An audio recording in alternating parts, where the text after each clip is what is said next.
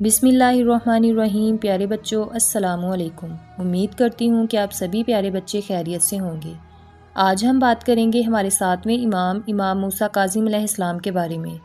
آپ 7 صفر کو پیدا ہوئے۔ آپ کے والد حضرت امام جعفر صادق اور والدہ بی بی حمیدہ خاتون تھیں۔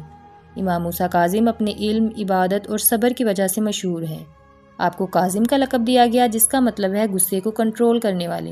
امام ہمیشہ اپنے غصے کو قابو میں رکھتے اور دوسروں کے ساتھ نرمی اور اخلاق سے پیش آتے۔ ایک دن امام مدینہ کی گلی سے گزر رہے تھے۔ آپ نے دیکھا کچھ بچے کھیل رہے ہیں۔ ان بچوں کے درمیان ایک بچہ غریب تھا جس کے پاس اچھے کپڑے اور کھلونے نہیں تھے۔ باقی بچے اسے اپنی کھیل میں شامل نہیں کر رہے تھے۔ امام یہ دیکھ کر اس بچے کے پاس گئے، اس کے سر پہ ہاتھ رکھا اور فرمایا، غم نہ کرو، اللہ تمہیں سب سے بہتر دوست دے گا۔ پھر امام نے دوسرے بچوں سے کہا، اللہ سب کو برابر چاہتا ہے، کسی کو کپڑوں یا چیزوں کی وجہ سے حقیر نہ سمجھو۔ بچے شرمندہ ہو گئے اور فوراً اس بچے کو اپنے کھیل میں شامل کر لیا۔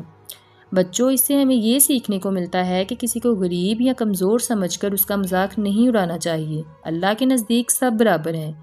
امام کی زندگی کا زیادہ حصہ ظالم حکمرانوں کی قید میں گزرا۔ خاص طور پر ہارون رشید نے آپ کو کئی سالوں تک قید میں رکھا، لیکن قید و بند کی سختیوں میں بھی آپ عبادت، قرآن اور ذکر الہی میں مصروف رہتے۔ آخرکار 25 رجب کو بغداد کی قید میں آپ کو شہید کر دیا گیا۔ آپ کا مزار مبارک بغداد کے علاقے کاظمین میں ہے جہاں لاکھوں زائرین حاضری دیتے ہیں۔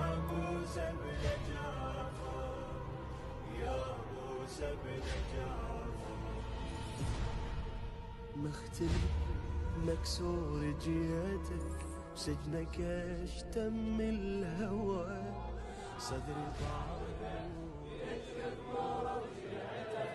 يا موسى بن مستغرب قلب هم عنده سجان وما لحظة خشع من شان